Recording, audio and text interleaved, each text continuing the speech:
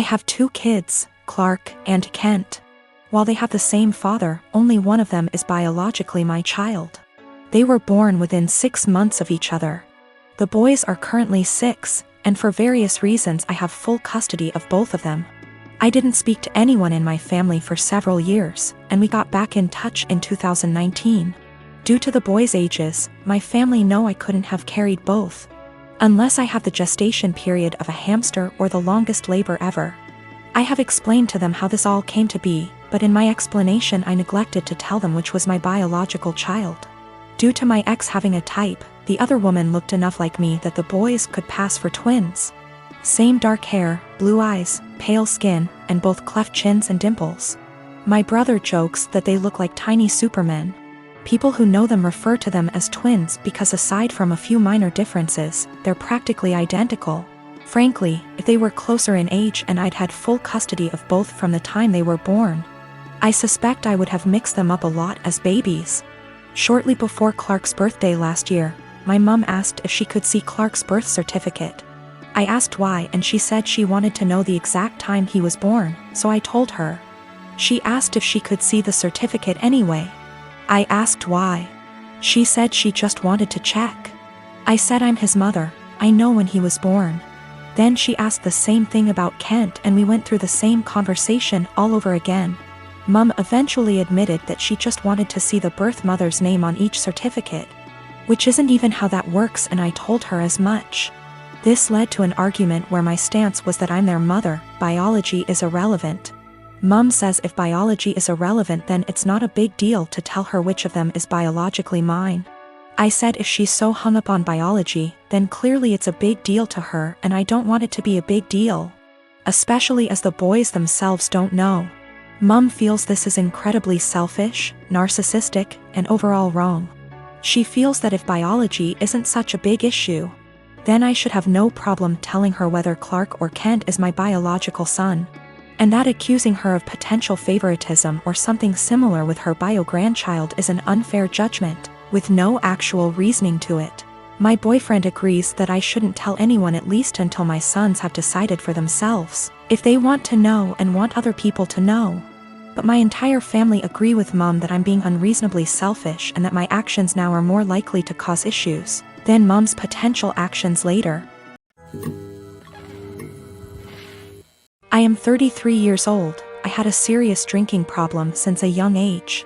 My dad was an alcoholic, so booze never lacked in our house. It nearly killed me when I was only 27 and was in the for alcohol poisoning. It was too close a call, and after that things had to change.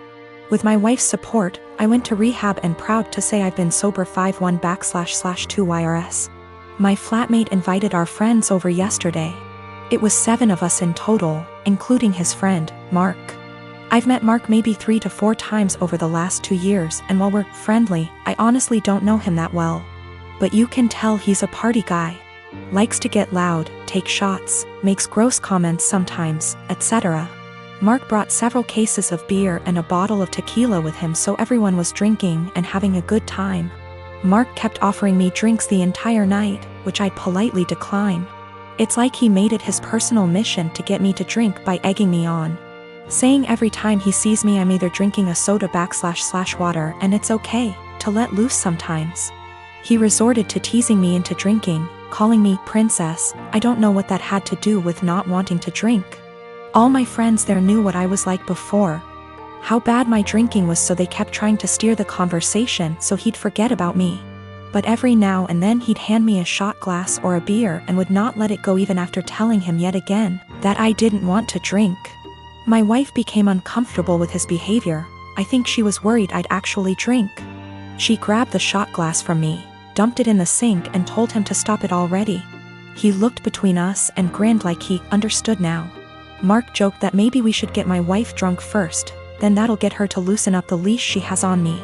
I'll admit, that made me see red.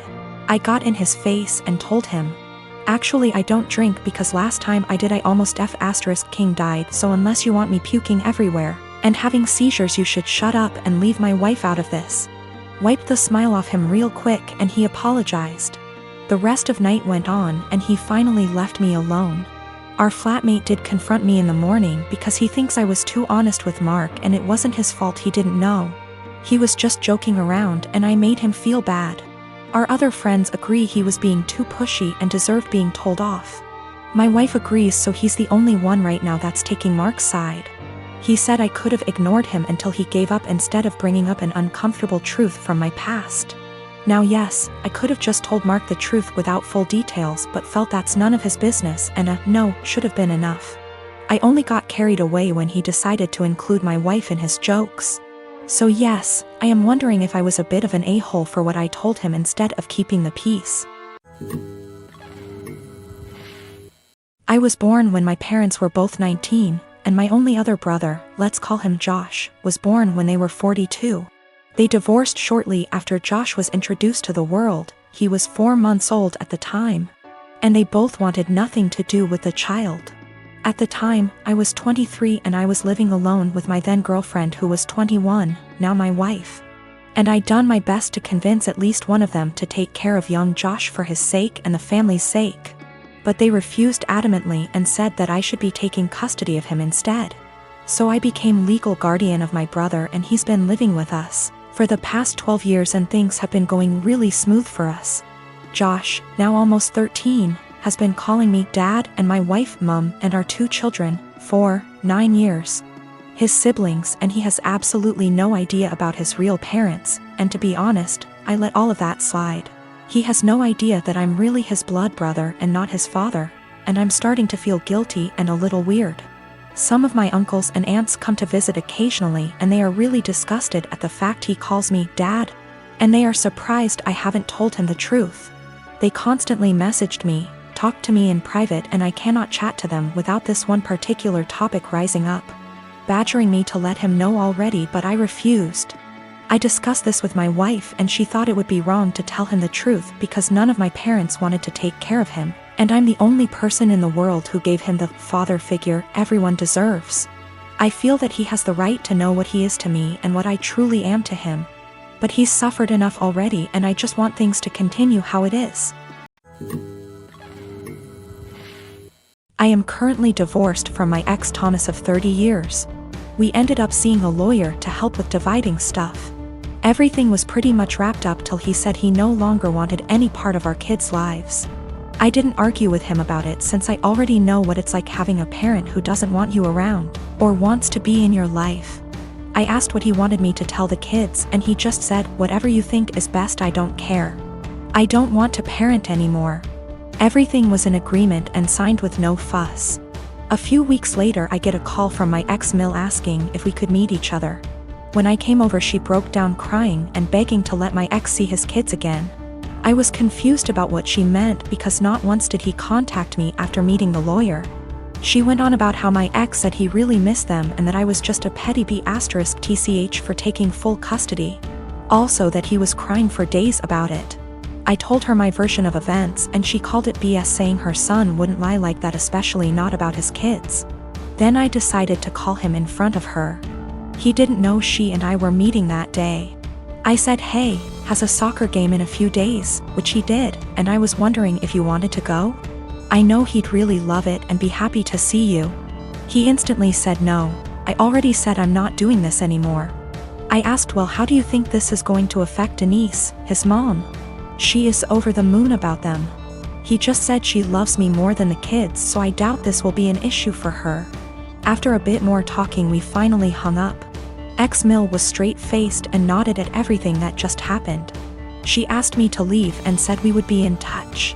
Later that day I got a call from my ex saying how it's my fault he was kicked out of his mom's house, and possibly will be taken off her will. Also that none of his family members will talk to him because of what ex-Mill heard.